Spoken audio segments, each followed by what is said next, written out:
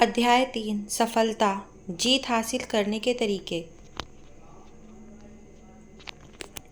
बड़ी सफलताएं हासिल करने वाले लोग अपना वक्त व्यर्थ जटिल किस्म के या विनाशकारी विचारों में उलझकर नष्ट नहीं करते। वे रचनात्मक ढंग से सोचते हैं और उन्हें मालूम होता है कि उनके सोचने का तरीका ही उनकी कामयाबी को तय करेगा। Doctor Seymour Epstein. हमें अपना ध्यान उन चीज़ों पर लगाना चाहिए जिन्हें हम चाहते हैं, ना कि उन चीज़ों पर जिन्हें हम नहीं चाहते। सफलता इत्तेफाक की देन नहीं है, यह हमारे नज़रिए का नतीजा होती है और अपना नज़रिया हम खुद ही बनाते हैं। इसलिए सफलता इत्तेफाक से नहीं मिलती, बल्कि हम उसका चुनाव करते हैं। एक पुजारी कार से कहीं जा रहा था। रास्ते में उसने एक बहुत ही सुंदर खेत देखा। वह कार रोककर बाहर आया और एक खेत के किनारे खड़ा होकर उसमें लहलहाती हुई फसल की तारीफ करने लगा। उस खेत का मालिक ट्रैक्टर चला रहा था। पुजारी को देखकर किसान ट्रैक्टर चलाता हुआ उसके पास आया। पुजारी ने उससे कहा, ईश्वर ने तुम्हें बहुत सुंदर खेत दिया है, तुम्हें उसका एहसानमंद होना चाहिए। किसान ने जवाब दिया, हाँ, ईश्वर ने मुझे बहुत अच्छा खेत दिया है और इसके लिए मैं उन्हें धन्यवाद देता हूँ। लेकिन आपको इसे उस समय देखना चाहिए था जब सारा खेत ईश्वर ने अपने हाथों में रखा हुआ था। ज़्यादातर नाकामयाब लोग कोई बड़ा लॉटरी पाने का इंतज़ार करते रहते हैं, लेकिन इस तरीके से उन्हें कामयाबी शायद ही कभी मिल पाती है। आम आदमी सुरक्षा तलाशता है, जबकि असाधारण लोग अवसर तलाशते हैं। ऐसा क्यों होता है कि कोई इंसान अपनी सफलताओं की कहानियाँ लगातार लिखता जाता है, जबकि दूसरे लोग तैयारी ही करते रह जाते हैं? ऐसा क्यों होता है कि कोई इंसान एक के बाद दूसरी रुकावटों को पार करता हुआ अपने लक्ष्य को प्राप्त कर लेता है, जबकि दूसरे लोग संघर्ष ही करते रह जाते हैं और कहीं नहीं पहुंच पाते? अगर हम इन दोनों सवालों का जवाब हासिल कर ले तो हमारी ज़िंदगी में इनकलाब आ जाएगा। सफलता क्या है? अगर आप सचमुच सफल होना चाहते हैं तो उन कामों को करने की आदत डालिए जिन्हें असफल लोग नहीं करना चाहते। सफलता और असफलता के बारे में काफ़ी शोध किया गया है। सफलता का राज सफल लोगों के जीवन के इतिहास को पढ़कर जाना जा सकता है। सफल लोग चाहे जिस दौर में पैदा हुए हों और चाहे जिस क्षेत्र में सक्रिय हों, उनमें से कुछ खासियतें समान रूप से पाई जाती हैं। सफलता अपने निशान छोड़ जाती है। यदि हम सफल लोगों के गुणों की पहचान कर उन्हें अपना लें तो हम भी सफल हो जाएंगे। इसी तरह असफल लोगों में भी कुछ समानताएं होती हैं। यदि हम उनमें पाई जाने वाली कमियों को खुद से दूर रखें तो असफल नहीं होंगे। सफलता कोई रहस्य नहीं है, यह केवल कुछ बुनियादी उसूलों को लगातार अमल में लाने का नतीजा होती है। इसका उल्टा भी उतना ही सही है। असफलता और कुछ नहीं बल्कि कुछ गलतियों को लगातार दोहराने का नतीजा होती है। यह बात आपको काफ़ी सरल लगती होगी, लेकिन हकीकत यही है कि ज़्यादातर सच बड़े सरल होते हैं। मैं यह नहीं कह रहा हूँ कि वे आसान होते हैं, लेकिन यह सच है कि वे सरल होते हैं। सदा मुस्कुराना और सबको प्यार करना, गुणीजनों का सम्मान पाना, बच्चों के दिल में रहना, सच्चे आलोचकों से स्वीकृति पाना, झूठे दोस्तों की दगाबाजी को सहना, खूबसूरती को सराहना, दूसरों में खूबियाँ तलाशना, किसी उम्मीद के बिना दूसरों के लिए खुद को अर्पित करना, उत्साह के साथ हंसना और खेलना और मस्ती भरे तराने गाना। इस बात का एहसास कि आपकी ज़िंदगी ने किसी एक व्यक्ति का जीवन आसान बनाया है, यही सच्ची सफलता है। अज्ञात। हम सफलता को कैसे परिभाषित करते हैं? How do we define success? किसी आदमी को कौन सी चीज़ कामयाब बनाती है? हमें सफलता का एहसास कैसे होता है? किसी के लिए सफलता का मतलब दौलत और दूसरे के लिए शोहरत, तीसरे के लिए सेहत, चौथे के लिए पारिवारिक सुख, आत्मसंतुष्टि और मन की शांति हो सकता है। इसका मतलब यह हुआ कि सफलता एक निजी एहसास है। अलग अलग लोगों के लिए इसका अलग अलग मतलब होता है। इस परिभाषा में सफलता की व्याख्या बहुत अच्छे ढंग से की गई है। मूल्यवान लक्ष्य की लगातार प्राप्ति का नाम ही सफलता है। Earl Nightingale. आइए इन परिभाषाओं को सावधानीपूर्वक देखते हैं। निरंतर, प्रोग्रेसिव का अर्थ यह है कि सफलता लक्ष्य नहीं बल्कि एक सफ़र है। हम इस सफ़र में लक्ष्य पर कभी नहीं पहुंचते। एक लक्ष्य पर पहुंचने के बाद हमारी सफ़र दूसरे लक्ष्य के लिए शुरू हो जाती है और यह सिलसिला जारी रहता है। अनुभूति, रियलाइजेशन का मतलब अनुभव करना। हमें सफलता का एहसास बाहरी चीज़ों की वजह से नहीं होता है, हम इसे अपने भीतर महसूस करते हैं। यह बाहरी नहीं बल्कि अंदरूनी चीज़ है। इसलिए कई बार कोई चीज़ बाहर से सफलता लग सकती है पर वह हमें अंदर से बिल्कुल खोखली लगती है। सार्थकता, वर्दीनेस का संबंध हमारी मूल्य प्रणाली से है। मूल्य रहित लक्ष्य सार्थक नहीं हो सकते। हम किस दिशा में बढ़ रहे हैं, सकारात्मक लक्ष्य की दिशा में या नकारात्मक लक्ष्य की दिशा में। सार्थकता से हमारी सफ़र का स्तर यानी उसकी गुणवत्ता तय होती है। इसी से हमारी सफ़र को एक अर्थ और हमें आत्मसंतुष्टि मिलती है। लक्ष्य महत्वपूर्ण है क्योंकि उनके कारण हमें अपनी दिशा का एहसास होता है। जो सफलता आत्मसंतुष्टि ना दे वह खोखली होती है। मुझे नहीं मालूम कि कामयाबी पाने की कुंजी क्या है, पर हर आदमी को खुश करने की कोशिश करना ही नाकामयाबी की कुंजी है। Bill Cosby. कामयाबी का मतलब यह नहीं है कि हर इंसान अपने कबूल और पसंद करे, आपको कबूल और पसंद करे। कुछ लोग ऐसे भी हैं जिन्हें मान्यता पाना मैं खुद नहीं चाहूँगा। मूर्खों की आलोचना को मैं घिनौने चरित्र के लोगों की तारीफ से बेहतर मानता हूँ। मैं सफलता को अच्छी किस्मत का नतीजा मानता हूँ जो हमें प्रेरणा, आकांक्षा, हताशा और तैयारी की वजह से मिलती है। आम तौर पर कामयाबी के सफ़र का सिलसिला ऐसा ही होता है। सफलता और प्रसन्नता का चोली दामन का साथ है। सफलता का मतलब यह है कि हम जो चाहें उसे पालें और प्रसन्नता का मतलब यह है कि हम जो पाएं उसे चाहें। सफलता का मतलब अपने अस्तित्व को कायम रखना भर नहीं है, इसका अर्थ उससे ज़्यादा व्यापक है। सिर्फ जिंदगी ना गुजारो, जियो। सिर्फ छुओ नहीं, महसूस करो। सिर्फ देखो नहीं, गौर करो। सिर्फ पढ़ो नहीं, जीवन में उतारो। सिर्फ सुनो नहीं, ध्यान से सुनो। सिर्फ ध्यान से ही ना सुनो, समझो। John H rots. सफलता की राह में आने वाली कुछ बाधाएं, वास्तविक या काल्पनिक। अहंकार, सफल होने का डर, आत्मसम्मान की कमी, कोई योजना ना होना, कोई निश्चित लक्ष्य ना होना, जिंदगी के उतार चढ़ाव, टाल मटोल की आदत, पारिवारिक जिम्मेदारियां, आर्थिक सुरक्षा से जुड़े मसले, एकाग्रता की कमी, भ्रमित होना, पैसों की लालच में दूर की ना सोचना, सारा बोझ खुद उठाना, क्षमता से अधिक उलझ जाना, जुड़ाव ना महसूस करना, ट्रेनिंग की कमी, दृढ़ता की कमी, प्राथमिकताएं ना तय कर पाना। जिताने वाली बढ़त। जिताने वाली बढ़त हासिल करने के लिए हमें पूर्णता नहीं बल्कि उत्तमता हासिल करने की कोशिश करनी चाहिए। पूर्णता हासिल करने का सपना देखना दरअसल एक दिमागी खलल है, जबकि उत्तमता हासिल करने की कोशिश करना तरक्की की राह पर कदम बढ़ाना है, क्योंकि ऐसा कोई काम नहीं है जिसे और बेहतर ढंग से ना किया जा सके। हमें केवल थोड़ी सी बढ़त हासिल करने की ज़रूरत है। दौड़ में जीतने वाले घोड़े हारने वाली घोड़ों की तुलना में 5 या 10 गुनी कामयाबी हासिल कर लेते हैं। क्या वे दूसरे घोड़ों से 5 या 10 गुना तेज दौड़ते हैं? बिल्कुल नहीं। उनमें से दूसरे घोड़ों से थोड़ी सी ज़्यादा तेजी होती है।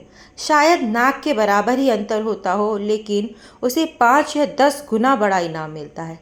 क्या ऐसा होना चाहिए? इसकी परवाह किसे है? इसका कोई मतलब नहीं है। खेल के नियम ही ऐसे हैं। खेल इसी तरह खेला जाता है। हमारी ज़िंदगी पर भी यही बात लागू होती है। सफल लोग असफल लोगों से 10 गुना तेज तर्रार नहीं होते। हो सकता है कि वे उनसे थोड़े ही बेहतर हों, पर उन्हें इतनी सी तेजी की वजह से ही 10 गुना बड़ा पुरस्कार मिलता है। हमें किसी एक क्षेत्र में 1000% बेहतर बनने की नहीं, बल्कि खुद को 1000 अलग अलग क्षेत्रों में 1% बेहतर बनाने की ज़रूरत है। ऐसा करना बेहद आसान है, लेकिन जीत दिलाने वाली बढ़त भी यही है। संघर्ष, स्ट्रगल। इतिहास बताता है कि बड़े बड़े विजेताओं को भी जीत से पहले हताश कर देने वाली बाधाओं का सामना करना पड़ा। उन्हें जीत इसलिए मिले कि वे अपनी असफलताओं से मायूस नहीं हुए। BC Forbes. हमारा इम्तिहान लेने के लिए ज़िंदगी में कभी जीत की खुशियाँ आती हैं तो कभी गम मिलते हैं। यह हम पर निर्भर है कि हम उनका सामना कैसे करें। जीत कोशिश किए बिना नहीं मिलती। जीव विज्ञान में एक अध्यापक छात्रों को पढ़ा रहे थे कि सूड़ी तितली में कैसे बदल जाती है। उन्होंने छात्रों को बताया कि कुछ ही घंटों में तितली अपने खोल से बाहर निकलने की कोशिश करेगी। उन्होंने छात्रों को आग्रह किया कि वे खोल से बाहर निकलने में तितली की मदद ना करें। इतना कहकर वह कक्षा से बाहर चले आए। छात्र इंतजार करते रहे। तितली खोल से बाहर निकलने के लिए संघर्ष करने लगी। छात्र को उस पर दया आ गई। उसने अपने अध्यापक की सलाह ना मानकर उसे खोल से बाहर निकलने की कोशिश कर रही तितली की मदद करने का फैसला लिया। उसने खोल को तोड़ दिया, जिसकी वजह से तितली को बाहर निकलने के लिए मेहनत नहीं करनी पड़ी, लेकिन वह थोड़ी ही देर में मर गई। वापस लौटने पर शिक्षक को सारी घटना मालूम हुई। तब उन्होंने छात्रों को बताया कि खोल से बाहर आने के लिए तितली को जो संघर्ष करना पड़ता है, उसी की वजह से उसके पंखों को मजबूती और शक्ति मिलती है। यही प्रकृति का नियम है। तितली की मदद करके छात्र ने उसे संघर्ष करने का मौका नहीं दिया। नतीजा यह हुआ कि वह मर गई। अपनी ज़िंदगी पर भी यही उसूल लागू कीजिए। ज़िंदगी में कोई भी कीमती चीज़ संघर्ष के बिना नहीं मिलती। माँ बाप अपने बच्चों को शक्ति हासिल करने के लिए संघर्ष करने का मौका नहीं देते। इस तरह वे उन्हें सबसे अधिक चाहते हैं, उन्हीं को नुकसान पहुँचा बैठते हैं। बाधाओं को दूर करना। बाधाओं को दूर करके आगे बढ़ने वाले लोग उन लोगों की तुलना में अधिक सुरक्षित होते हैं जिन्होंने कभी उनका सामना ही नहीं किया। हम सभी को कभी ना कभी दिक्कतों का सामना करना ही पड़ता है। उनकी वजह से कई बार हम मायूस हो जाते हैं। निराशाओं का सामना सबको करना पड़ता है, पर जीतने वाले हताश नहीं होते। वे हालत का जवाब दृढ़ता ही है। एक अंग्रेजी कहावत है, शांत समुद्र में नाविक कुशल नहीं बन पाते। बाद में आसान लगने वाली चीज़ें शुरू में मुश्किल लगती हैं। हम अपनी समस्याओं से मुंह नहीं चुरा सकते। केवल हारने वाले ही कोशिश छोड़कर मैदान से हट जाते हैं। अधिकतर लोग ठीक उस समय हार मान लेते हैं जब सफलता उन्हें मिलने ही वाली होती है। विजय रेखा बस एक कदम की दूरी पर होती है, तभी वे कोशिश करना बंद कर देते हैं। वे खेल के मैदान में अंतिम मिनट में हार जाते हैं, जबकि उस समय जीत का निशान उनसे केवल 1 फुट के फासले पर होता है। एच. Ross parrot. हम सफलता को कैसे मापते हैं? असली सफलता किसी काम को अच्छी तरह करने और अपने लक्ष्य को हासिल करने के एहसास से मापी जाती है। सफलता इस बात से नहीं मापी जाती कि हमने ज़िंदगी में कौन सा ओहदा हासिल किया है, बल्कि इस बात से मापी जाती है कि हमने वह मुकाम कितनी रुकावटों को दूर करके हासिल किया है। सफलता इस बात से भी नहीं मापी जाती कि हम ज़िंदगी में दूसरे लोगों की तुलना में कैसे उपलब्धियां हासिल कर रहे हैं, बल्कि इस बात से मापी जाती है कि हम अपनी क्षमताओं की तुलना में कितनी उपलब्धियां हासिल कर रहे हैं। सफल लोग अपने आप से मुकाबला करते हैं और अपना खुद का रिकॉर्ड बेहतर बनाते हैं और उसमें लगातार सुधार लाते रहते हैं। सफलता इस बात से नहीं मापी जाती कि हमने ज़िंदगी में कितनी ऊंचाई हासिल की है, बल्कि इस बात से मापी जाती है कि हम कितनी बार गिरकर उठे हैं। सफलता का आकलन गिरकर उठने की इस क्षमता से ही किया जाता है। सफलता की हर कहानी महान असफलताओं की भी कहानी है। असफलता सफलता हासिल करने का राजमार्ग है। IBM के टॉम वॉटसन सीनियर का कहना है, अगर आप सफल होना चाहते हैं तो अपनी असफलता की दर दूनी कर दीजिए। अगर हम इतिहास पढ़ें तो पाएंगे कि सफलता की हर कहानी के साथ महान असफलताएं भी जुड़ी हुई हैं, लेकिन लोग उन असफलताओं पर ध्यान नहीं देते। वे केवल नतीजों को देखते हैं और सोचते हैं कि उस आदमी ने क्या किस्मत पाई है कि वह सही वक्त पर सही जगह रहा होगा। एक आदमी की ज़िंदगी की कहानी बड़ी मशहूर है। यह आदमी 21 साल की उम्र में व्यापार में नाकामयाब हो गया। 22 साल की उम्र में एक चुनाव हार गया। 24 साल की उम्र में उसे व्यापार में फिर असफलता मिली। 26 साल की उम्र में उसकी पत्नी मर गई। 27 साल की उम्र में उसका मानसिक संतुलन बिगड़ गया। 34 साल की उम्र में वह कांग्रेस का चुनाव हार गया। 45 साल की आयु में उसे सीनेट के चुनाव में हार का सामना करना पड़ा। 47 साल की उम्र में वह उपराष्ट्रपति बनने में असफल रहा। 49 साल की आयु में उसे सीनेट का एक और चुनाव में नाकामयाबी मिली और वही आदमी 52 साल की उम्र में अमेरिका का राष्ट्रपति चुना गया। वह आदमी अब्राहम लिंकन था। क्या आप लिंकन को असफल मानोगे?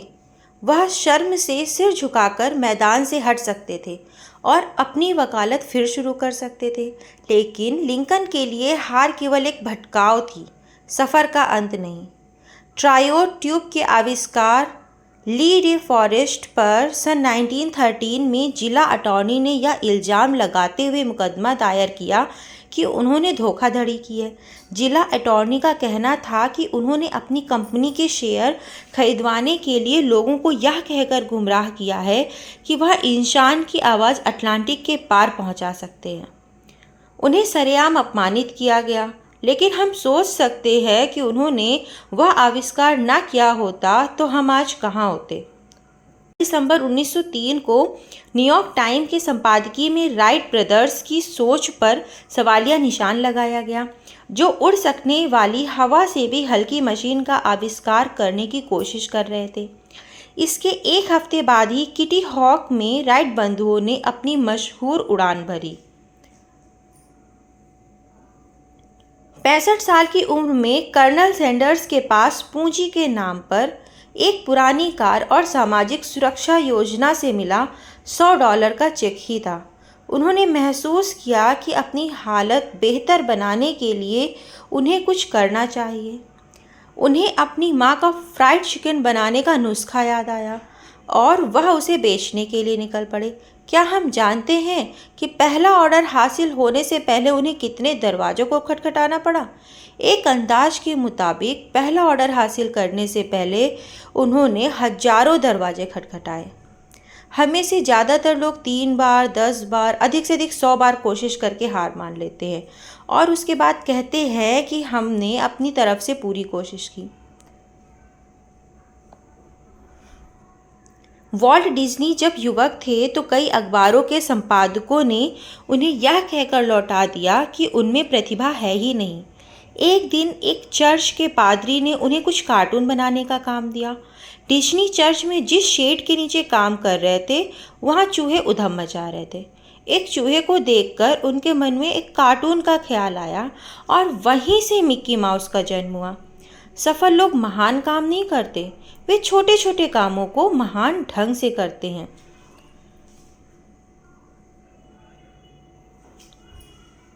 एक दिन ऊंचा सुनने वाला एक 4 साल का लड़का स्कूल से घर लौटा तो उसकी जेब में उसके शिक्षक का एक नोट रखा था, जिस पर लिखा था, आपका टॉमी इतना मंदबुद्धि का है कि वह कुछ नहीं सीख सकता, उसे स्कूल से बाहर निकाल लीजिए। उसकी माँ ने वह नोट पढ़कर जवाब दिया, मेरा टॉमी इतनी मंदबुद्धि नहीं है कि कुछ सीख नहीं सके, मैं उसे खुद पढ़ाऊंगी। और वही टॉमी एक दिन बड़ा होकर महान थॉमस एडिसन बना। वह स्कूल में केवल 3 महीने पढ़ सके थे। हेनरी फोर्ड ने जो पहली कार बनाई उसमें वह रिवर्स गियर डालना ही भूल गए थे। क्या हम इन लोगों को असफल मानेंगे? वे समस्याएं न होने की वजह से नहीं, बल्कि समस्याओं के बावजूद कामयाब हुए। लेकिन नकारात्मक सोच वाले लोगों को लगता है कि ऐसे लोगों की कामयाबी केवल तकदीर की वजह से मिली। सफलता की सारी कहानियों के साथ महान असफलताओं की कहानियाँ भी जुड़ी हुई हैं। फ़र्क केवल इतना था कि हर असफलता के बाद वे जोश के साथ फिर उठ खड़े हुए। इसे पीछे ढकेलने वाली नहीं, बल्कि आगे बढ़ाने वाली नाकामयाबी कहते हैं। हम सीखते हुए आगे बढ़ते हैं। हम अपनी असफलताओं से सबक लेते हुए आगे बढ़ते हैं। सन 1914 में थॉमस एडिसन की फैक्ट्री जल गई। उस समय उनकी उम्र 67 साल की थी। एडिसन जवान नहीं रह गए थे और फैक्ट्री का बीमा थोड़े पैसों का था। इसके बावजूद अपनी ज़िंदगी भर की मेहनत को धुआं बनकर उड़ते हुए देखकर उन्होंने कहा, यह बर्बादी बहुत कीमती है। हमारी सारी गलतियां जलकर राख हो गईं। मैं ईश्वर को धन्यवाद देता हूँ कि उसने हमें नई शुरुआत करने का मौका दिया। उस तबाही के 3 हफ्ते बाद ही उन्होंने फोनोग्राफ का आविष्कार किया। क्या शानदार नज़रिया है! आगे सफल लोगों की असफलताओं के कुछ और उदाहरण दिए गए हैं। थॉमस एडिसन बिजली का बल्ब बनाने से पहले लगभग 10,000 बार असफल हुए। हेनरी फोर्ड 40 साल की उम्र में दिवालिया हो गए थे। ली इयाकोका को 54 साल की उम्र में हेनरी फोर्ड द्वितीय ने नौकरी से निकाल दिया था। बीथोवन जब युवा थे तो उनसे कहा गया था कि उनमें संगीत की प्रतिभा नहीं है, लेकिन उन्होंने संसार को संगीत की कुछ उत्तम रचनाएं दी।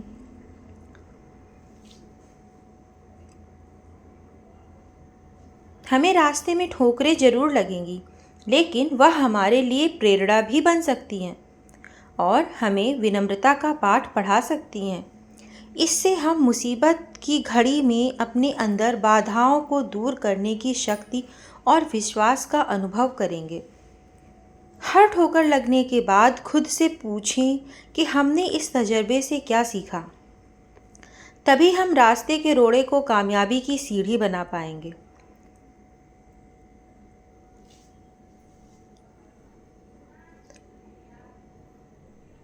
अगर आप सोचते हैं कि आप हार गए हैं तो आप हारे हैं। अगर आप सोचते हैं कि आप में हौसला नहीं है तो सचमुच नहीं है। अगर आप जीतना चाहते हैं मगर सोचते हैं कि जीत नहीं सकते तो निश्चित है कि आप नहीं जीतेंगे। अगर आप सोचते हैं कि हार जाएंगे तो आप हार चुके हैं। क्योंकि हम दुनिया में देखते हैं कि सफलता की शुरुआत इंसान की इच्छा से होती है। ये सब कुछ हमारी सोच पर निर्भर करता है। अगर आप सोचते हैं कि पिछड़ गए हैं तो आप पिछड़ गए हैं। तरक्की करने के लिए आपको अपनी सोच ऊंची करनी होगी। कोई भी सफलता प्राप्त करने से पहले आपको अपने प्रति विश्वास लाना होगा। जीवन की लड़ाइयाँ हमेशा सिर्फ तेज और मजबूत लोग ही नहीं जीतते, बल्कि आज नहीं तो कल जीतता वही आदमी है जिसे यकीन होता है कि वह जीतेगा।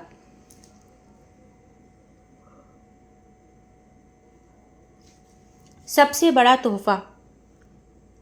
दुनिया के सभी प्राणियों में मनुष्य शारीरिक रूप से सबसे कमजोर है। आदमी चिड़िया की तरह उड़ नहीं सकता, तेंदुए से तेज दौड़ नहीं सकता, एलिगेटर की तरह तैर नहीं सकता और बंदर की तरह पेड़ पर चढ़ नहीं सकता। आदमी की आंख चील की तरह तेज नहीं होती, ना ही उसके पंजे और दांत जंगली बिल्ली की तरह मजबूत होते हैं। जिस्मानी तौर पर आदमी बेहद लाचार और असुरक्षित होता है। वह एक छोटे से कीड़े के काटने से मर सकता है, लेकिन कुदरत समझदार और दयालु है। उसने इंसान को जो सबसे बड़ा तोहफा दिया है वह है सोचने की क्षमता। इंसान अपना माहौल खुद बना सकता है, जबकि जानवरों को माहौल के मुताबिक ढलना पड़ता है। दुख की बात है कि कुदरत के इस सबसे बड़े तोहफे का पूरा इस्तेमाल बहुत कम लोग कर पाते हैं। असफल लोग 2 तरह के होते हैं, वे जो करते तो हैं लेकिन सोचते नहीं। दूसरे वे जो सोचते तो हैं लेकिन कुछ करते नहीं। सोचने की क्षमता का इस्तेमाल किए बिना ज़िंदगी गुजारना वैसा ही है जैसा कि बिना निशान लगाए गोली दागना। ज़िंदगी एक रेस्टोरेंट की तरह है जहाँ हमको खुद सर्विस करनी पड़ती है। वहाँ हम अपनी ट्रे उठाते हैं, खाना चुनते हैं और उसका भुगतान करते हैं। अगर हम कीमत चुकाने को तैयार हैं तो वहाँ से कोई भी चीज़ ले सकते हैं। अगर हम कैफेटेरिया में किसी के आकर खाना परोसने का इंतज़ार करेंगे तो इंतज़ार ही करते रह जाएंगे। ज़िंदगी भी वैसी ही है। हम चुनाव करते हैं और फिर कामयाब होने के लिए कीमत चुकाते हैं। ज़िंदगी चुनाव और समझौतों से भरी पड़ी है। भाग्य केवल संयोग पर निर्भर नहीं करता, बल्कि हम उसे अपने लिए चुनते हैं। वह इंतज़ार करने की नहीं, बल्कि हासिल करने की चीज़ है। William Jennings Bryan. यहाँ दोनों बातें एक दूसरे का विरोध करती हैं। अगर ज़िंदगी चुनावों से भरी है तो समझौते का सवाल कहाँ उठता है? यकीनन समझौता भी तो एक चुनाव है। आइए इस पर विचार करें। ज़िंदगी चुनावों से कैसे भरी है? जब हम अधिक खाना खाते हैं तो अपना वजन बढ़ाने का चुनाव खुद करते हैं। जब हम अधिक शराब पीते हैं तो दूसरे दिन सिर में दर्द पा लेने का चुनाव हमारा अपना होता है। अगर हम शराब पीकर गाड़ी चलाते हैं तो दुर्घटना में खुद को या किसी और को मार लेने का खतरा हम खुद चुनते हैं। जब हम दूसरों के साथ बुरा व्यवहार करते हैं तो इस बात का चुनाव खुद करते हैं कि दूसरे भी हमारे साथ बुरा व्यवहार करें। जब हम दूसरों की परवाह नहीं करते तो यह चुनाव हम खुद करते हैं कि दूसरे भी हमारी परवाह ना करें। हर चुनाव का एक नतीजा भी होता है। हम चुनाव करने के लिए तो स्वतंत्र होते हैं, लेकिन उसके बाद वह चुनाव हमें नियंत्रित करने लगता है। दूसरों से कुछ अलग बनने के लिए हम सबके पास बराबर का मौका होता है। जिंदगी की तुलना गीली मिट्टी से की जा सकती है।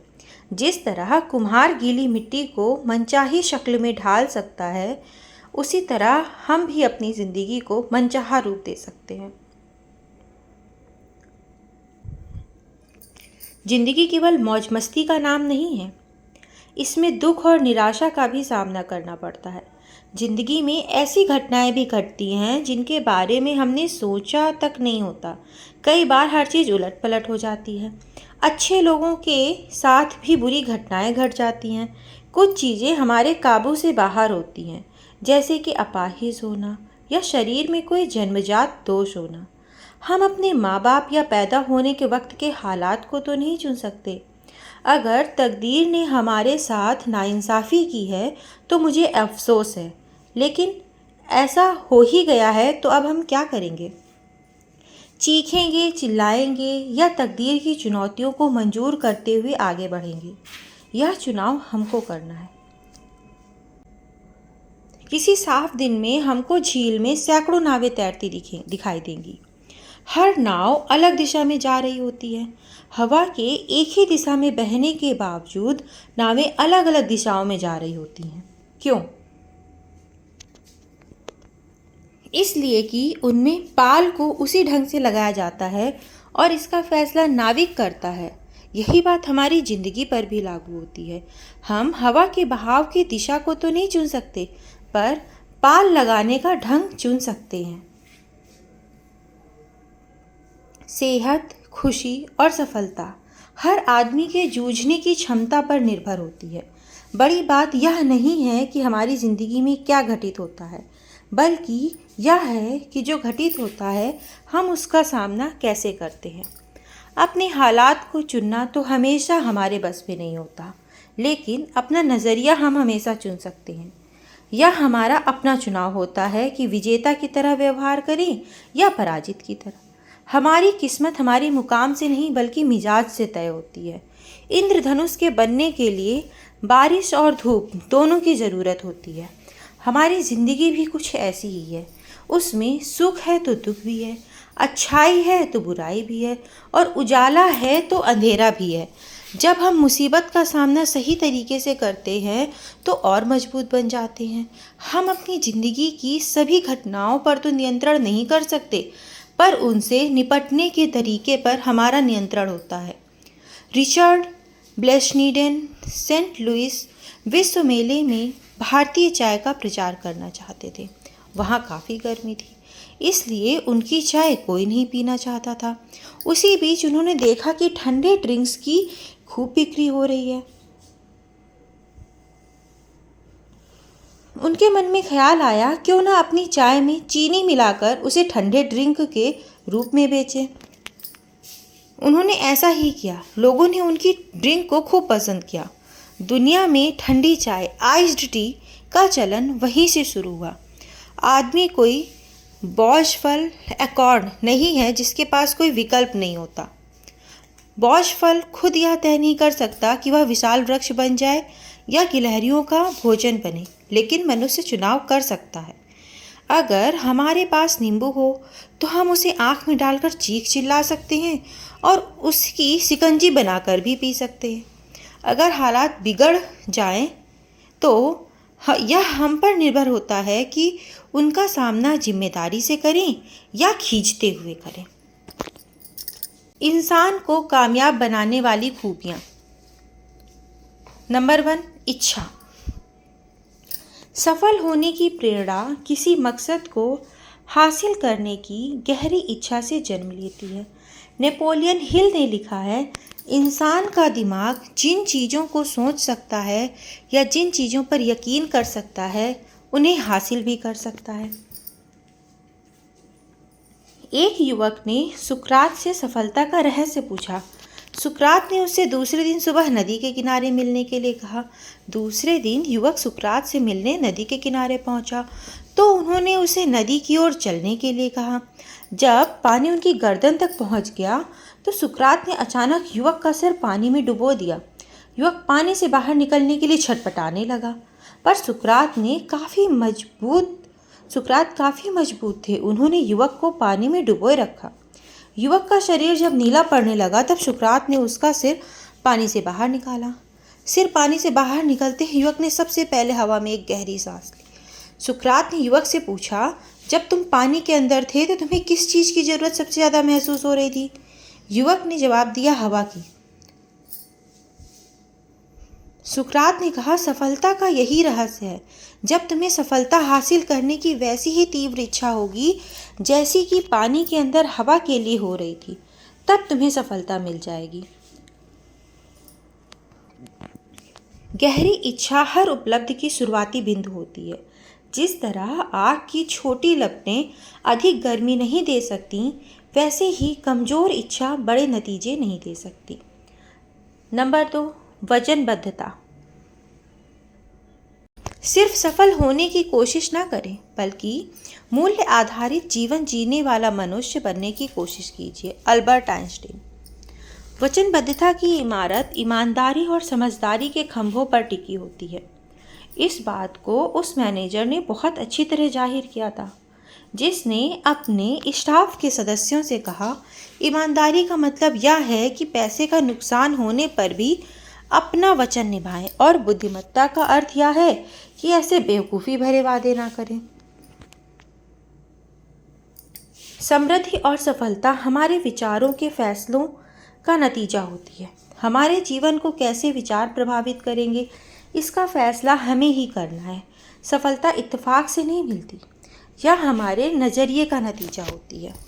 जीत के लिए वचनबद्धता जरूरी है। जीत के लिए खेलने और हार से बचने के लिए खेलने में बहुत बड़ा फ़र्क होता है। जब हम जीतने के लिए खेलते हैं तब पूरे उत्साह और वचनबद्धता के साथ खेलते हैं, लेकिन जब हम ना हारने के लिए खेलते हैं तब हमारे खेल में कमज़ोरी होती है। जब हम हार से बचने के लिए खेलते हैं तो दरअसल हम नाकामयाबी को टालने के लिए खेलते हैं। हम सभी जीतना चाहते हैं, लेकिन जीत की तैयारी की कीमत चुकाने के लिए बहुत कम लोग तैयार होते हैं। विजेता जीतने के लिए वचनबद्ध होते हैं और खुद को उसी के मुताबिक ढाल लेते हैं। जीत के लिए खेलने के पीछे कोई प्रेरणा होती है, जबकि हार से बचने के लिए खेलने का कारण हताशा होती है। हमें आदर्श परिस्थितियाँ कभी नहीं मिलती, वैसी परिस्थितियाँ कभी बनेंगी ही नहीं। आप लक्ष्य तक ना तो किनारे खड़े रहकर पहुंच सकते हैं और ना ही धारा के साथ बहकर। आपको कभी हवा के साथ तो कभी हवा के विपरीत नाव खेनी होगी, लेकिन उसे लगातार खेते रहना होगा। कभी किसी कोच या खिलाड़ी से पूछिए कि सबसे अच्छी और सबसे घटिया टीम के बीच कितना फ़र्क होता है। दोनों टीमों के खिलाड़ियों की शारीरिक क्षमता, प्रतिभा और योग्यता में बहुत मामूली फ़र्क होता है। उनके बीच सबसे बड़ा अंतर भावनात्मक स्तर पर होता है।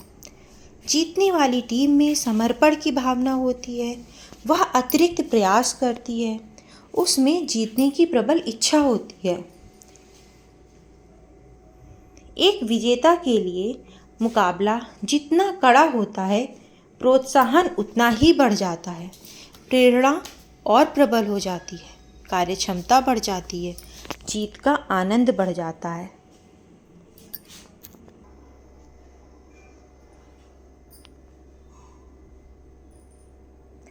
नई चुनौतियाँ नई संभावनाओं को जन्म देती हैं। अधिकतर खिलाड़ियों ने सर्वश्रेष्ठ प्रदर्शन तब किया जब परिस्थितियाँ उनके हक में नहीं थीं। यही वह समय है जब वे अपनी छिपी हुई शक्ति को खींचकर बाहर लाते हैं। जब मैं थक जाता और थक कर रुक जाना चाहता, तो मुझे उत्सुकता होती थी कि मेरी प्रतिद्वंदी इस समय क्या कर रहा होगा।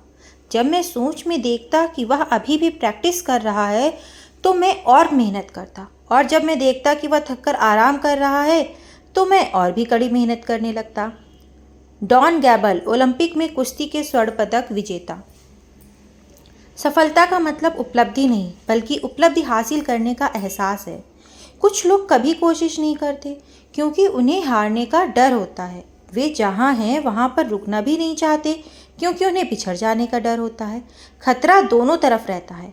समुद्र में चलने वाले जहाज़ों पर तूफान में फंसने का खतरा मंडराता है, लेकिन वे बंदरगाह पर ही खड़े रहें तो उनमें जंग लग जाए। और उन्हें इसलिए तो बनाया नहीं जाता कि खड़े खड़े उनमें जंग लग जाए। जीत के लिए खेलने और हार से बचने के लिए खेलने में यह फ़र्क होता है कि हार से बचने के लिए खेलने वाले में ना तो जीतने का संकल्प होता है और ना ही खतरा उठाने की चाह। जीत के लिए खेलने वाले दबावों के बीच और निखरते हैं, जबकि हार से बचने के लिए खेलने वालों को मालूम ही नहीं होता कि सफलता कैसे हासिल की जाए। जीत के लिए खेलने वाले लोग जितना बड़ा मुकाबला होगा उतनी ज़्यादा तैयारी करते हैं, और जो लोग ना हारने के लिए खेलते हैं वे कड़े मुकाबले में भी अपनी स्वाभाविक क्षमता खो दे बैठते हैं। वे जीतने की कोशिश पर ध्यान लगाने के बजाय हार से डरकर अपना जोश गंवा बैठते हैं। हारने वाले सुरक्षा चाहते हैं, जबकि जीतने वाले अवसर तलाशते हैं।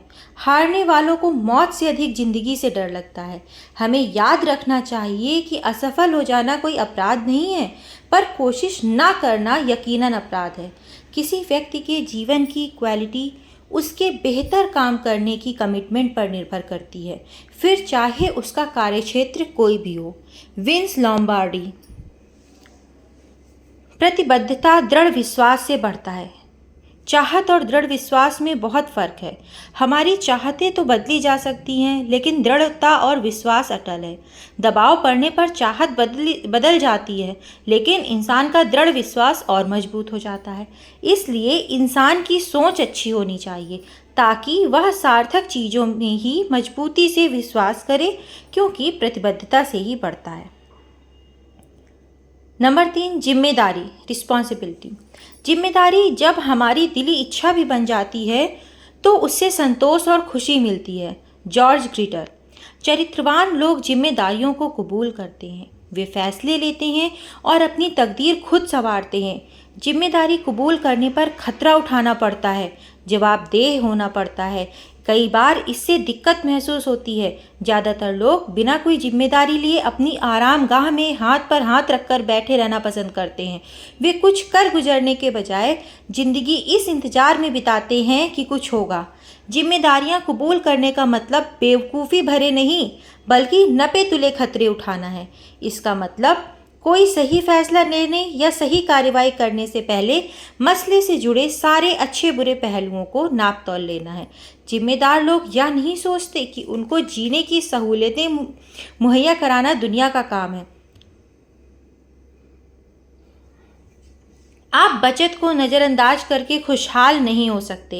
आप मजबूत को कमज़ोर करके कमज़ोर को मजबूत नहीं बना सकते। आप अमीरों को गरीब बनाकर गरीबों को अमीर नहीं बना सकते। आप रोज़गार देने वालों को नुकसान पहुंचाकर रोज़गार लेने वाले की मदद नहीं कर सकते। आप इंसान की आज़ादी छीनकर चरित्र और हिम्मत नहीं बढ़ा सकते। आप आपसी द्वेष को बढ़ावा देकर भाईचारा नहीं बढ़ा सकते।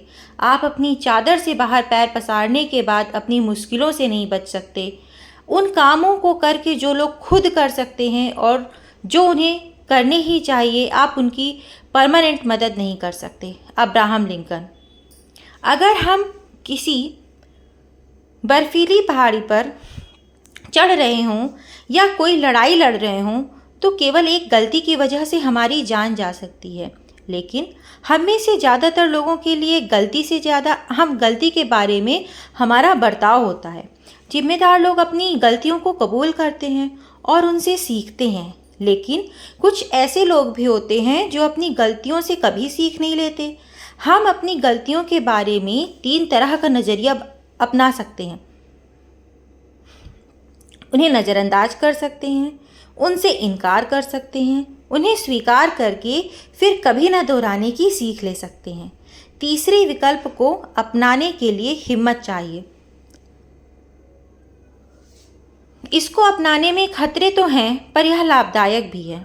इसके बजाय अगर हम अपनी गलतियों की पैरवी शुरू कर देते हैं तो दरअसल हम उन पर काबू पाने के बजाय उन्हें अपने जीवन का केंद्र बिंदु बना लेते हैं। जब हालात बिगड़ जाते हैं तो नकारात्मक लोग एक दूसरे पर इल्ज़ाम लगाने लगते हैं। एक कंपनी का प्रेसिडेंट रिटायर हो रहा था।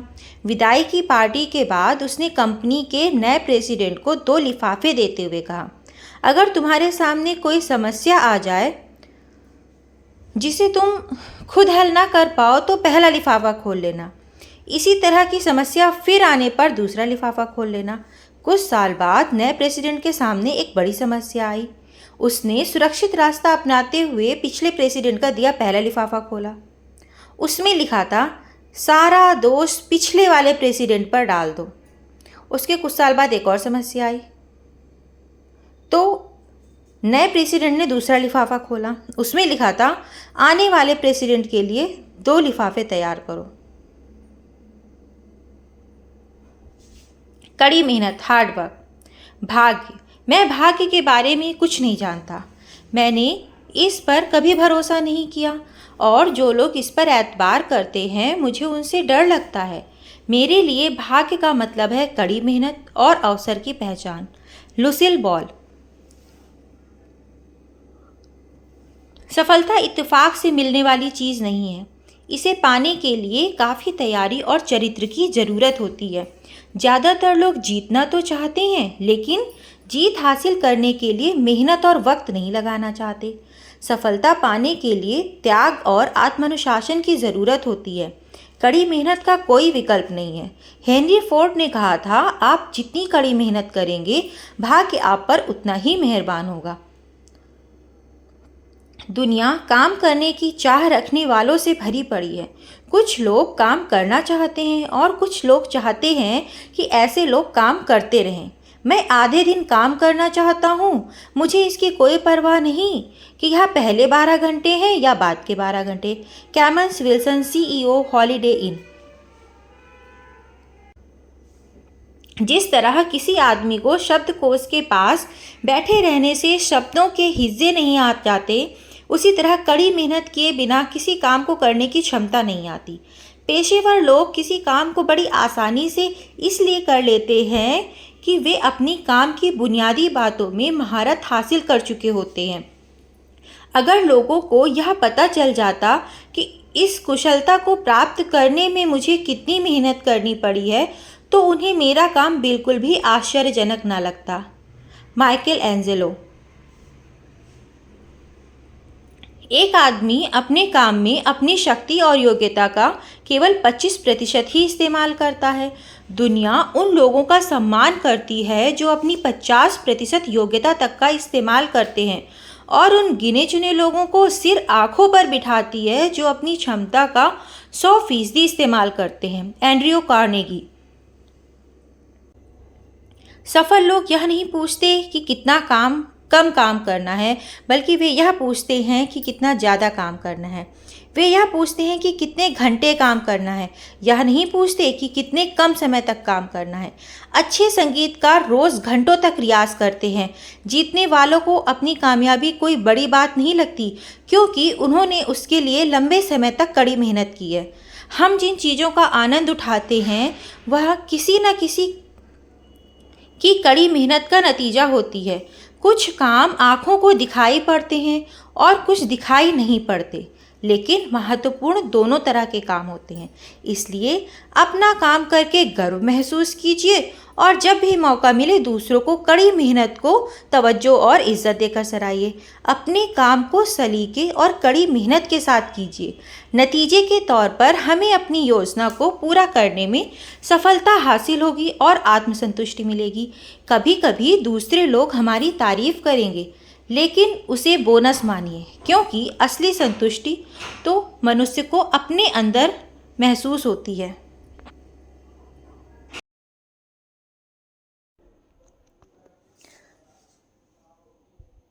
कुछ लोग नौकरी मिलते ही काम करना बंद कर देते हैं। रोजगार ढूंढने वालों की गिनती बेशक बढ़ रही है, पर आज भी काम करने वाले अच्छे लोगों का मिलना मुश्किल है। कई लोग निकम्मेपन और फुर्सत में फ़र्क महसूस नहीं करते। निकम्मेपन में वक्त गुजारने का मतलब समय की बर्बादी या चोरी है, जबकि फुर्सत का वक्त आदमी मेहनत करके हासिल करता है। फुर्सत का वक्त बिताने के बाद हम जोश और ताजगी महसूस करते हैं। दूसरी ओर निकम्मापन हमारी ऊर्जा को निचोड़ लेता है। टाल मटोल करते हुए वक्त बिताना निकम्मापन ही है। उत्तमता भाग्य से हासिल नहीं होती, यह कड़ी मेहनत और अभ्यास का नतीजा होती है। कड़ी मेहनत और अभ्यास से मनुष्य हर काम को बेहतर ढंग से कर सकता है। किसी सार्थक काम के लिए कड़ी मेहनत करने का मौका मुहैया कराकर जिंदगी हमें सबसे बड़ा इनाम देती है। Theodore Roosevelt. कड़ी मेहनत अपने आप में यात्रा की शुरुआत भी है और अंत भी। इंसान जितनी कड़ी मेहनत करता है, खुद को उतना ही बेहतर महसूस करता है। अच्छे से अच्छे विचारों पर भी अगर अमल ना किया जाए तो वे बेअसर हो जाएंगे।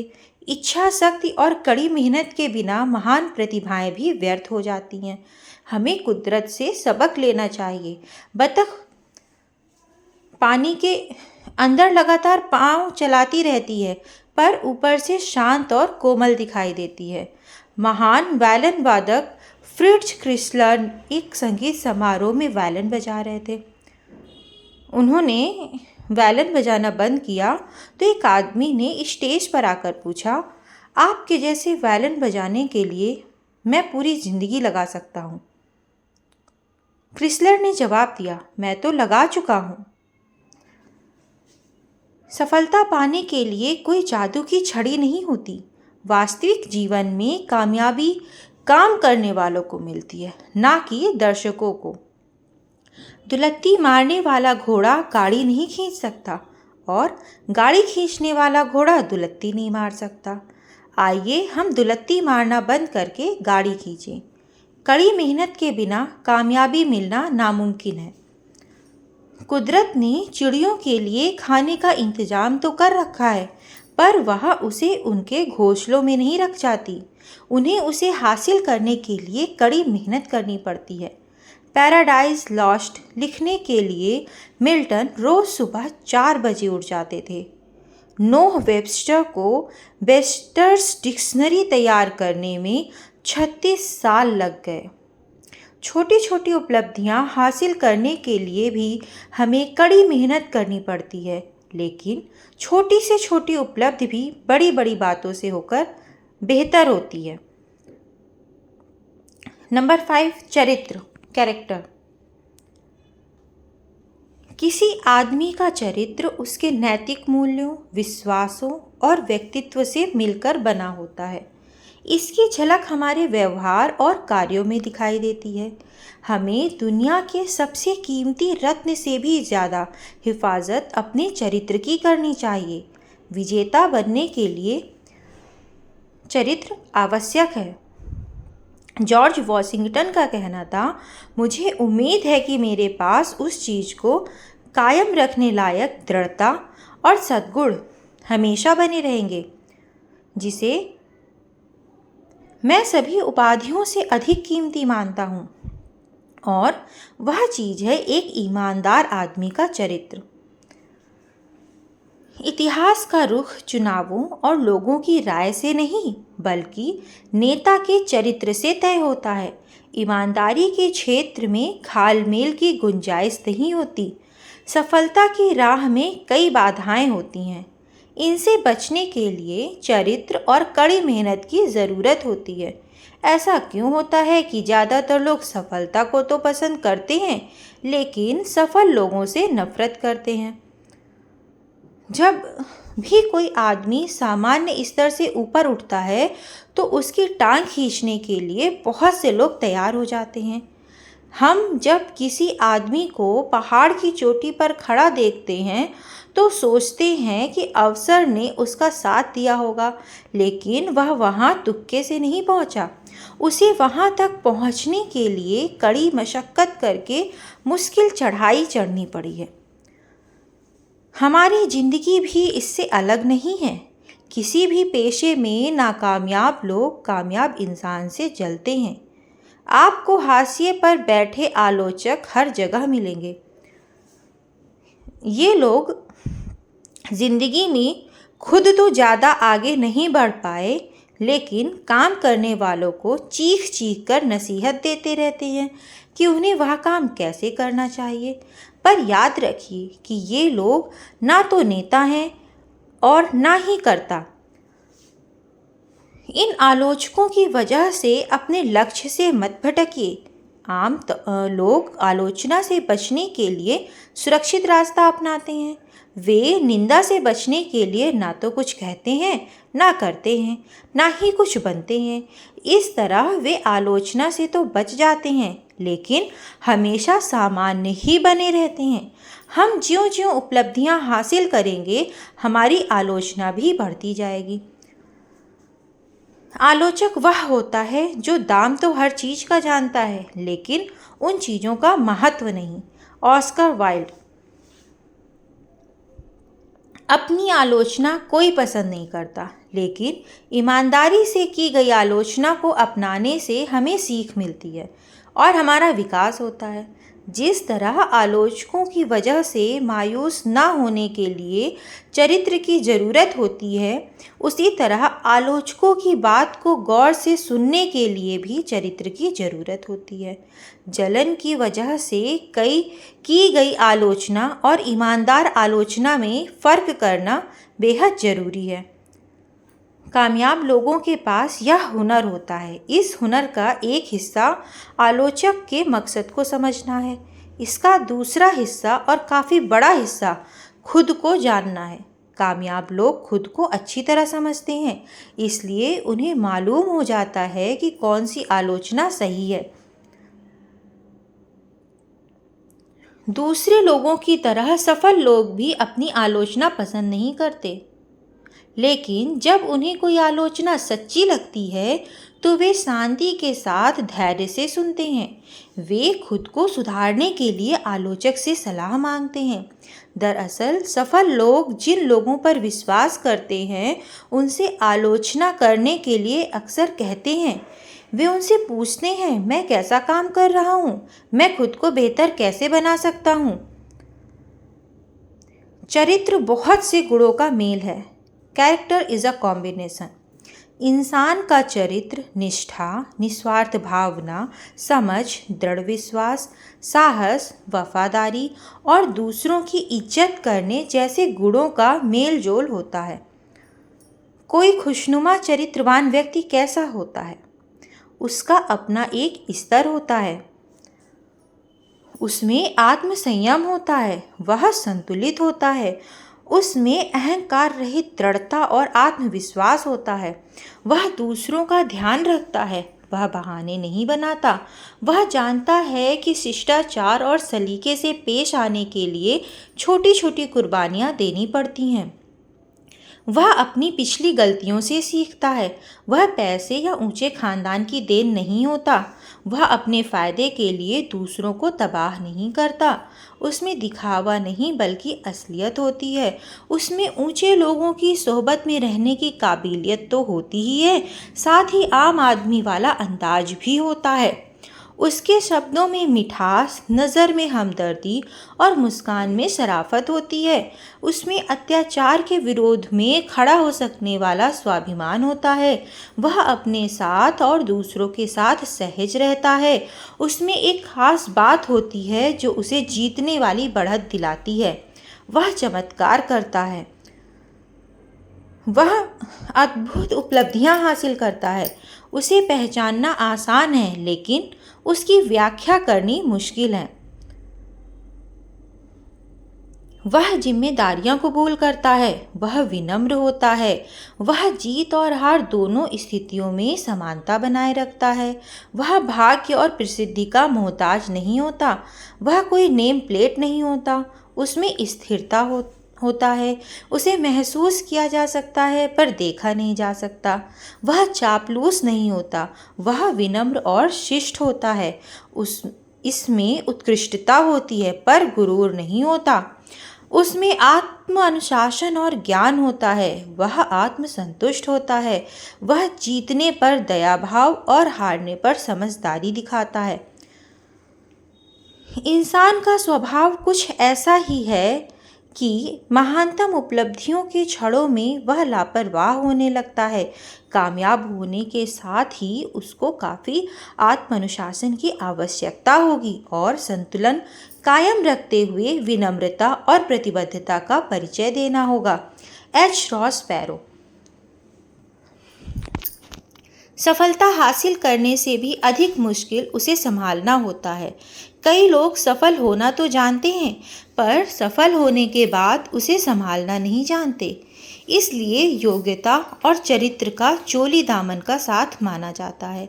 योग्यता की वजह से आपको सफलता मिलती है और चरित्र सफलता को संभालता है।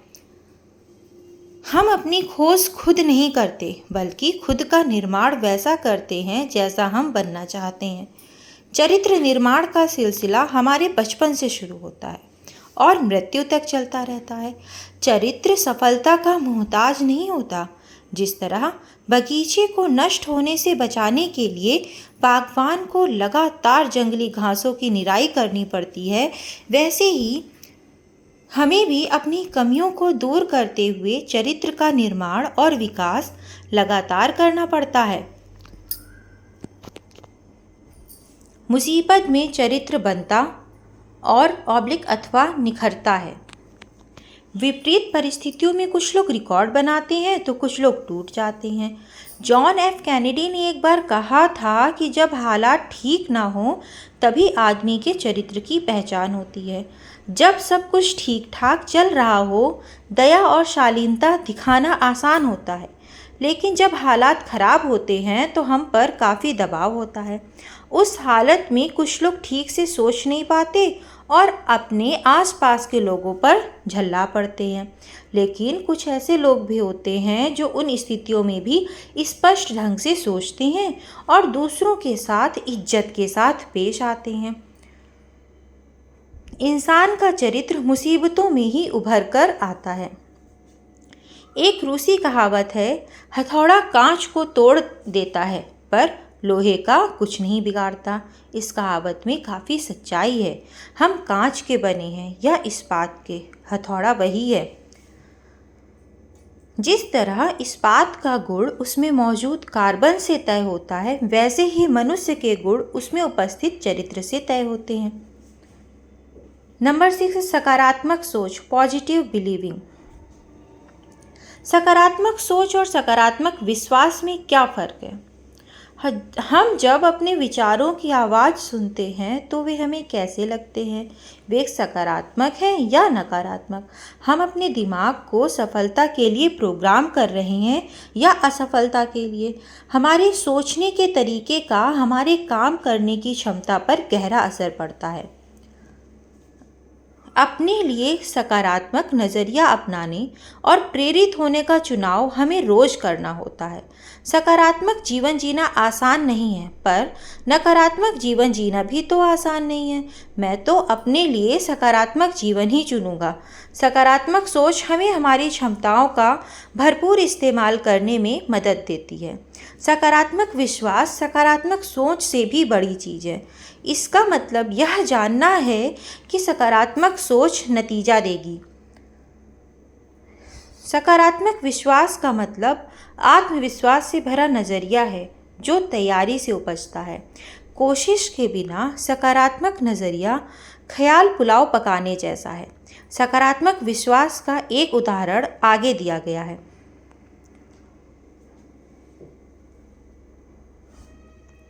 कई साल पहले लॉकहीड ने L-1011 ट्राइस्टर हवाई जहाज़ बनाया। उस जेट विमान की शक्ति और सुरक्षा प्रणालियों की जांच के लिए लॉकहीड ने कंपनी ने 18 महीने तक कठोर से कठोर परीक्षण किए, जिसमें उनके $1.5 बिलियन लगे।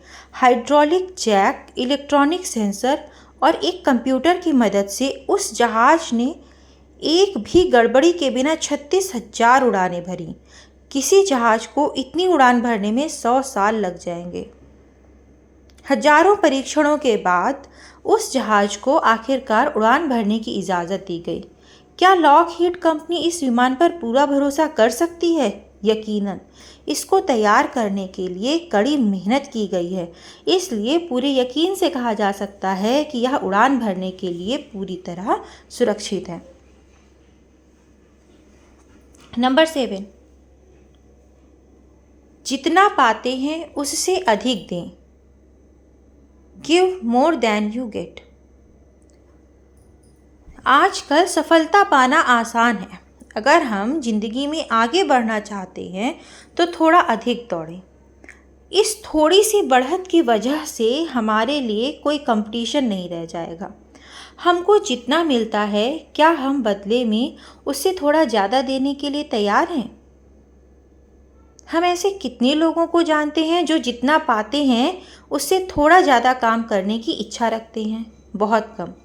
ज़्यादातर लोग जितने काम के लिए भुगतान पाते हैं उतना काम भी नहीं करना चाहते। एक और तरह के लोग भी हैं जो बस उतना करना चाहते हैं जिससे कि काम चल जाए। वे बस अपना कोटा पूरा करते हैं ताकि नौकरी बची रहे।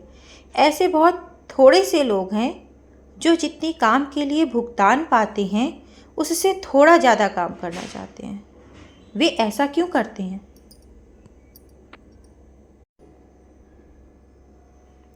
हम जितने काम के लिए भुगतान पाते हैं उससे ज़्यादा काम करने के फ़ायदे ये हैं। हम खुद को और ज़्यादा महत्वपूर्ण बना लेते हैं, चाहे हम जो भी करते हों और जहाँ भी करते हों। इससे हमारा आत्मविश्वास बढ़ जाता है। लोग हमको लीडर मानने लगते हैं, दूसरे लोग हम पर भरोसा करने लगते हैं, ऊपर के अधिकारी हमारी इज्जत करने लगते हैं। हमारे मातहतों, हमारे अफसरों, दोनों में हमारे लिए वफादारी बढ़ती है। आपसी सहयोग बढ़ता है, गर्व महसूस होता है और आत्मसंतुष्टि मिलती है। अगर हम थोड़ी सी अधिक मेहनत करें तो हमारे लिए कोई मुकाबला नहीं रह जाएगा। अगर आप किसी के लिए काम करते हैं तो ऊपर वाले की खातिर उसके लिए ईमानदारी से काम कीजिए। किम हब्बर्ड। कड़ी मेहनत करने वाले लोगों की उम्र, तजर्बा और शैक्षिक योग्यता जो भी हो, उनकी मांग हर जगह होती है। कड़ी मेहनत करने वाले के बिना निगरानी के भी काम करते रहते हैं। वक्त के पाबंद और दूसरों की परवाह करने वाले होते हैं। बात को ध्यान से सुनते हैं और निर्देशों का ठीक ठीक पालन करते हैं। सच बोलते हैं। आपात स्थिति में बुलाए जाने पर खींचते नहीं हैं। वे काम सिर्फ काम के लिए नहीं बल्कि नतीजों के लिए करते हैं। हंसमुख और शिष्ट होते हैं। आपके ग्राहक, दोस्त, जीवन साथी, माँ बाप और बच्चे आपसे जितना चाहते हैं उन्हें हमेशा उससे अधिक देने की कोशिश करें। कोई भी काम करते समय सोचें कि मैं इसे और सार्थक कैसे बना सकता हूँ, या यह काम दूसरों के लिए और सार्थक कैसे बन सकता है। सफलता की कुंजी को इन 4 लफ्ज़ों में बयान किया जा सकता है। उसके बाद थोड़ा और, जीतने वालों से जितनी उम्मीद की जाती है वे उतना ही नहीं बल्कि उससे कुछ अधिक करते हैं। जीतने वाले केवल अपनी जिम्मेदारी नहीं निभाते, वे उससे कुछ ज़्यादा कर दिखाते हैं। जीतने वाले केवल शिष्ट और दयालु नहीं होते, वे उम्मीद से थोड़े अधिक शिष्ट और दयालु होते हैं। जीतने वाले अपनी 100% क्षमता लगाने के बाद थोड़ी और क्षमता दिखाते हैं। आदमी भरोसेमंद, जिम्मेदार और नम्र ना हो तो उसकी योग्यता एक बोझ बन जाती है। काफ़ी प्रभावशाली शैक्षिक योग्यता वाले कई बेहद अक्लमंद लोग नाकामयाबी की जीती जागती मिसाल क्यों बने हुए हैं, या सामान्य जिंदगी क्यों जी रहे हैं? इसलिए कि उन्होंने किसी काम को अंजाम तक ना पहुंचने देने में महारत हासिल कर ली है और अपने अंदर नकारात्मक ऊर्जा का भंडार जमा कर लिया है। वे जिस काम के लिए भुगतान पाते हैं उसे करना नहीं चाहते, वे केवल उतना ही करना चाहते हैं जिससे उनका काम चल जाए। जब हम जिंदगी में जितना पाते हैं बदले में उससे ज़्यादा देते हैं, या जब हम जितना वेतन पाते हैं उससे ज़्यादा काम करते हैं तो हमारे मुकाबले में कोई नहीं रह जाता। यह नज़रिया अक्ल डिग्री से अधिक महत्वपूर्ण होता है।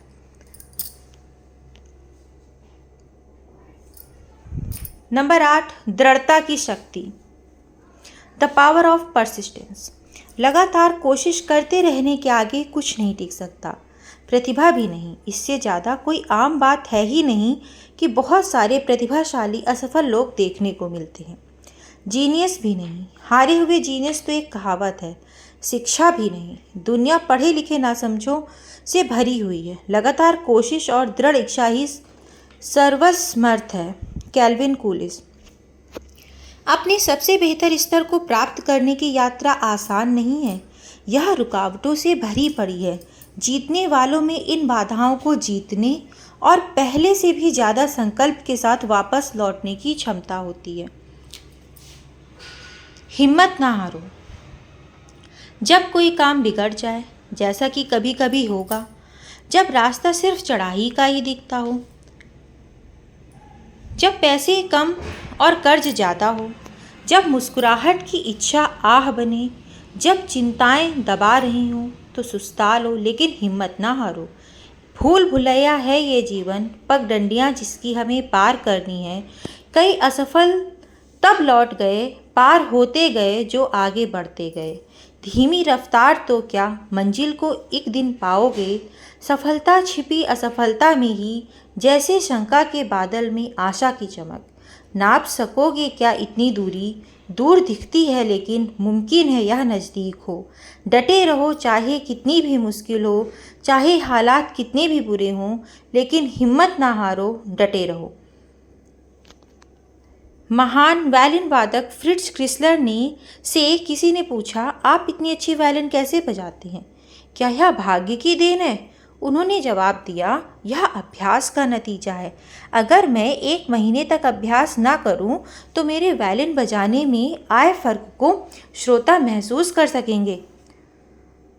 अगर मैं 1 सप्ताह तक अभ्यास न करूं, तो मेरी पत्नी को फ़र्क को बता सकती है, और अगर मैं 1 दिन अभ्यास न करूं, तो मैं खुद फ़र्क बता सकता हूं।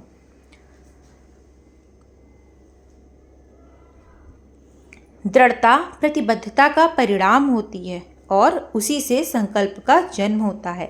धैर्य आनंद देता है। कुछ सेकंड या कुछ मिनट तक अपनी क्षमता प्रदर्शित करने के लिए खिलाड़ी सालों अभ्यास करते हैं। दृढ़ता एक फैसला है। यह फैसला लेकर आदमी खुद को कोई काम पूरा करने का वचन देता है। थक जाने पर कोशिश बंद कर देने की इच्छा होती है, लेकिन जीतने वालों में सहन शक्ति होती है। किसी जीतने वाले खिलाड़ी से पूछिए तो वह हमें बताएगा कि शुरू किए गए काम को पूरा करने के लिए उसने कितनी तकलीफ सही है। दूसरी ओर कई असफल लोगों ने शुरुआत तो अच्छी की, पर शुरू किए गए किसी काम को पूरा नहीं किया। दृढ़ता के लिए लक्ष्य होना जरूरी है। जिस आदमी के पास कोई लक्ष्य नहीं हो उसमें ना तो कभी दृढ़ता आ सकती है और ना ही उसे कभी आत्मसंतुष्टि महसूस हो सकती है। नंबर 9, अपने काम में गर्व महसूस करें। आजकल की दुनिया में लोगों ने अपने काम से गर्व की भावना को अलग कर दिया है, क्योंकि इसके लिए कोशिश और कड़ी मेहनत की ज़रूरत होती है। पर कोई काम अंजाम तक तभी पहुंचता है जब उसके लिए कोशिश की जाती है। हताश होने पर जल्दी कामयाबी दिलाने वाले गलत रास्तों को अपनाने की इच्छा होती है, लेकिन इनसे बचना चाहिए। भले ही सामने कितनी भी लालच हो, कितनी बड़ी लालच हो, गर्व की भावना आदमी के मन में उत्पन्न होती है और उसकी वजह से उसे जीतने वाली बढ़त मिलती है।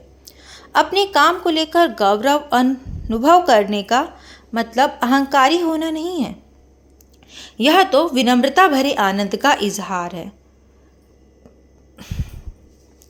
काम और काम को करने वाले की गुणवत्ता को एक दूसरे से अलग नहीं किया जा सकता।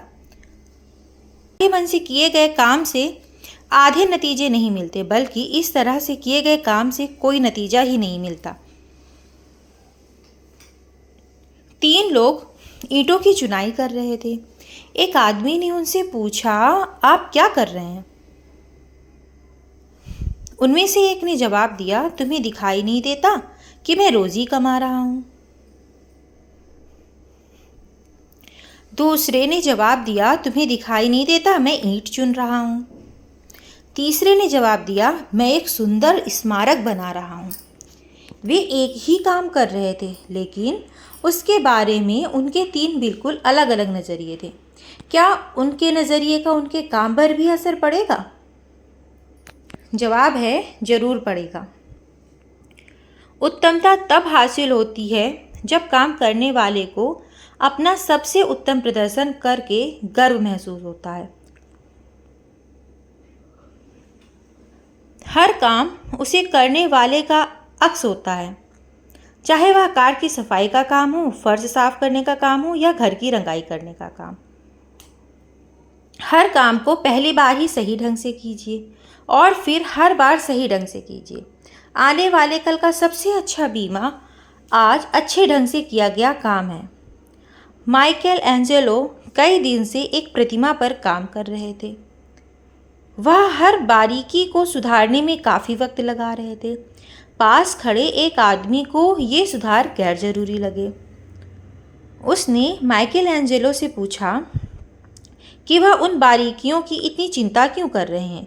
माइकल एंजेलो ने जवाब दिया, छोटी छोटी चीज़ें ही पूर्णता लाती हैं और पूर्णता कोई छोटी चीज़ नहीं है। ज़्यादातर लोग यह भूल जाते हैं कि आपने कोई काम कितनी तेज़ी से किया, लेकिन उन्हें यह याद रहता है कि आपने वह काम कितने अच्छे ढंग से किया था। अगर किसी आदमी को सड़क साफ करने का काम दिया जाए तो उसे सफाई वैसे ही करनी चाहिए जैसे माइकल एंजेलो पेंटिंग करता हो, या बीथोवन संगीत की रचना करता हो, या शेक्सपियर कोई कविता लिखता हो। उसे सड़क की सफाई इतनी अच्छी तरह करनी चाहिए कि स्वर्ग और पृथ्वी दोनों जगह के लोग रुककर बोले कि यहाँ सड़क सफाई करने वाला रहता था, जिसने अपना काम गर्व से और बहुत अच्छी तरह किया। Martin Luther king junior. किसी काम को अच्छी तरह करने का एहसास खुद में एक इनाम है। खराब तरीके से कई काम करने से अच्छा है कि अच्छे ढंग से कुछ ही काम किए जाएं। नंबर 10, शिष्य बनने की इच्छा रखिए, कोई सलाहकार ढूंढिए। Be willing to be a student, get a mentor. ईश्वर और गुरु दोनों सामने खड़े हों तो शिष्य पहले किसे प्रणाम करेगा? भारतीय परंपरा के अनुसार वह पहले गुरु को प्रणाम करेगा, क्योंकि उसकी सहायता और मार्गदर्शन के बिना शिष्य ईश्वर को प्राप्त नहीं कर सकता।